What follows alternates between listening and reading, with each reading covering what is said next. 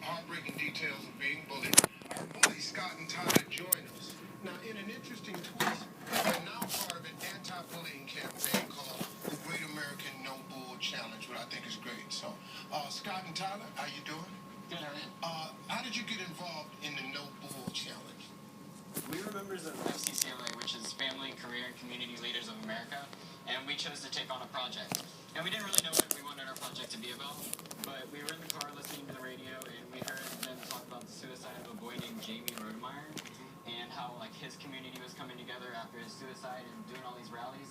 And we were like, you know what, we should do our project on bullying because we wanted to step up and do something before something like that did happen in our community. And then in a magazine, we actually found the Great American No Bull Challenge and what the contest was about.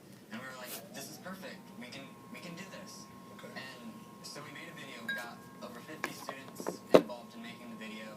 And we entered it in the competition and ended up as national spokespeople for the challenge. You know, now, let me ask you this about the campaign. The people who award the awards and bring people into the campaign, are they aware of the situation that happened between you guys and Eliza? Not at all. We wanted to hide it because we were very ashamed of it. We had already been involved with the challenge, so we didn't want them to think of us as anything different than what we were, because this happened 2 years ago. So we felt that it really wasn't relevant to bring up our past. We didn't want to risk anything. Well, see, folks, I'm hearing your reaction to this, but I want you to understand that these are still young guys. They were 16. This is how our 16-year-olds at our house explain away stuff. You know, guys, come on, we want to apologize, we want to go away and push it under the rug. That's a very honest thought. So I could appreciate that part right there. So let me ask you fellas something. Do you consider yourself bullies? I don't consider myself a bully. I considered myself a bystander back then, but now I consider myself an upstander and an inspiration to teens. And for me, I kind of consider myself rehabilitated. When you're 16, you don't necessarily make the best choices, and Understood. People are on the other receiving end of that. But let me ask you something before we move. What happened that stopped you all from being friends that turned into bullying? Well, Eliza and I were friends, and we would hang out. And my group of friends that I would always hang out with, they just got jealous that I was hanging out with her. They didn't want to share me because they wanted me to be with them and not someone else. So that's what started the bullying.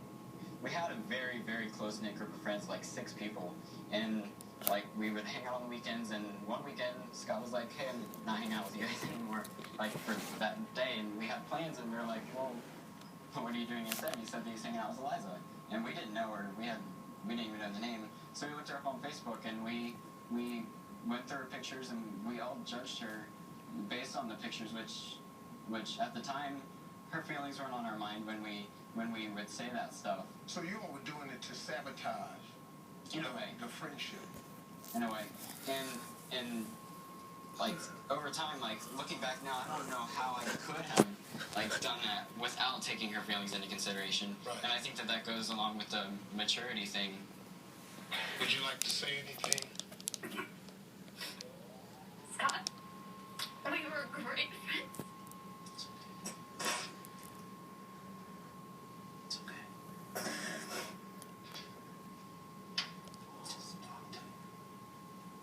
We hung out a lot. I thought we were great friends.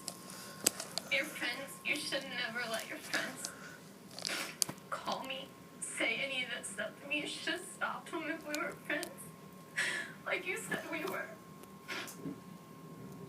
And Tyler, you don't even know me. You judged me by pictures and told me I wasn't pretty. And told me I was fat. And then your friends told me I should kill myself. How would you have thought of me to put my picture in your bullying video and tell people we bullied this girl so bad that she killed herself? I don't think you guys will ever understand how hurt, how alone I felt during the whole thing. And by a